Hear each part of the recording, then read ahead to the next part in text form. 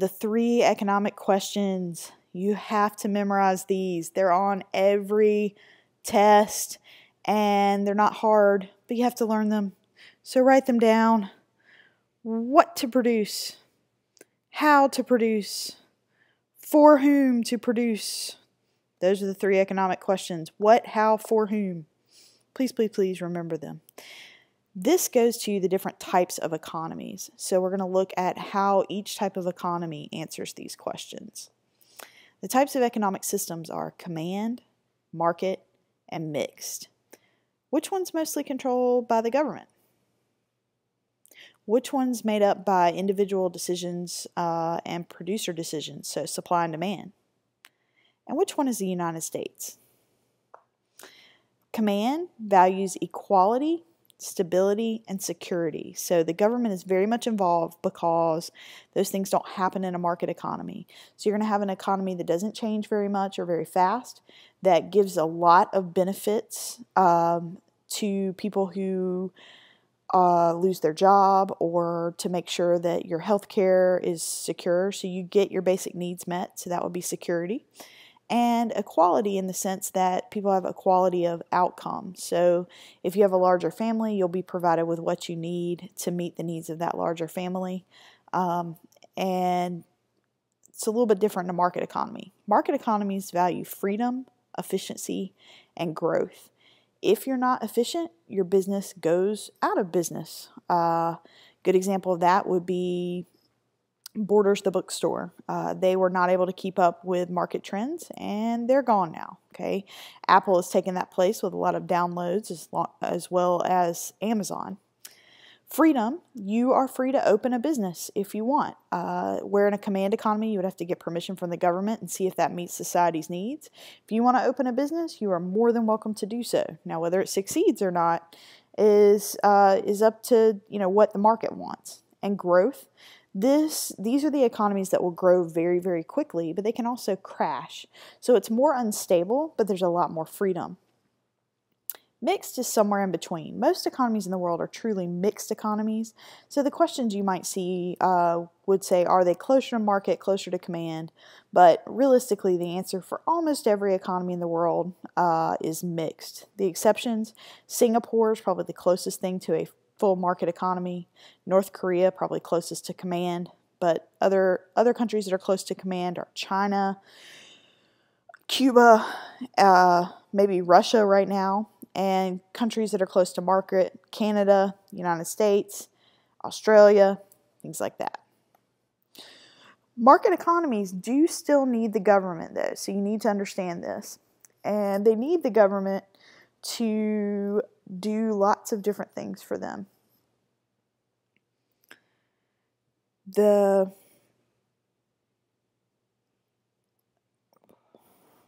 government here is needed to protect property rights. So for example, if you have a new invention, the government will protect your property with things like patents and trademarks. The government is needed to resolve market failures. You have a situation that a company doing its normal course of business is causing pain to everyone else. So polluting a river or becoming a monopoly. That's where the government steps in and gets rid of those problems. Please, please understand a market failure. And the idea here is the economy's going along like normal, but the market is no longer working. The government protects public goods, and it does that by protecting clean air, clean water. And the government can redistribute income. So to an extent, the government taxes and then uses that to help the poorest in society to make sure that the needs are met. Again, this is not like a command economy where every need is met, but basic needs will be met or supplemented, like WIC or Social Security or healthcare benefits.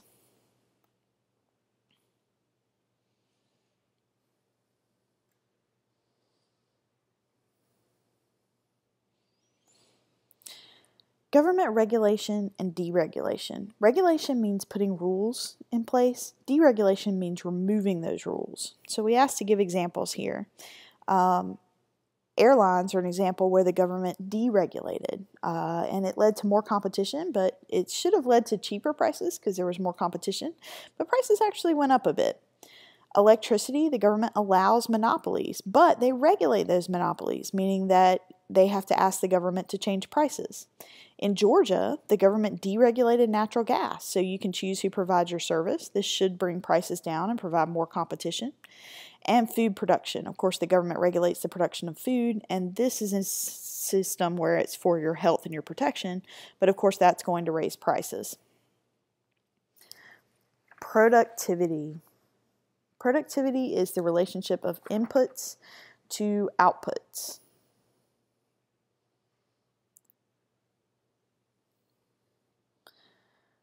In a Chinese factory, workers can create 10 iPads for a cost of $450. In an American factory, the workers can create 10 iPads for $600 on the materials. So China actually has a more productive factory system because of the high cost of labor in the United States. So our input is $450, our output is $10. Here, our input is $600, and our output doesn't increase, it's only $10. So inputs to outputs is a situation of productivity. How did China increase their productivity over the U.S.? They have less regulation. They give subsidies to businesses and the government. Remember, the government's very hands-on on this. How can other countries increase productivity? Investment in things like infrastructure, roads, natural gas, electricity, and investment in education. So if you have a good school system in your area, then your workers are better trained to do different jobs. And this can mean basic literacy. So if you look back on your sheet, I'm kind of skipping back up when it talks about U.S., Haiti, Germany, and Kenya. The U.S. and Germany have already invested in a lot of this. So they've reached a lot of their productivity. We're investing in things like high-speed internet to spread that out to different nations. We invest in higher education. Haiti and Kenya really could invest in more primary school education, making sure that their citizens are just basically literate, and making sure that their roads are good quality and their transportation networks, whether it's roads or trains or airlines, are less restricted. So they definitely have different goals, and of course Haiti and Kenya are probably going to see a bigger bang for their buck because they have so far to go. Another example of investment in technology and equipment would be government subsidies to alternative power. As you may know, the U.S. has been spending a good deal of money on subsidizing the Chevy Volt, an electric car, and solar power to sort of cut our dependence on oil. So these could help our country to grow because we hopefully will ultimately have cheaper power. And Mary Persons, think about some equipment and technology investment we can make to help our students grow and our output grow. Name something to a partner. I know the number one thing I would name would be increasing our Wi-Fi capacity, and that's certainly something we've been talking about. How about you? What can you do to increase your ability to make a higher salary? Name a couple things to a partner. I would say job training would be huge, and I'd also say, increasing perhaps your soft skills. So practice in, being courteous, dealing with difficult customers, things like that. And in terms of equipment, if you don't have a car, perhaps getting a car that would get you to work.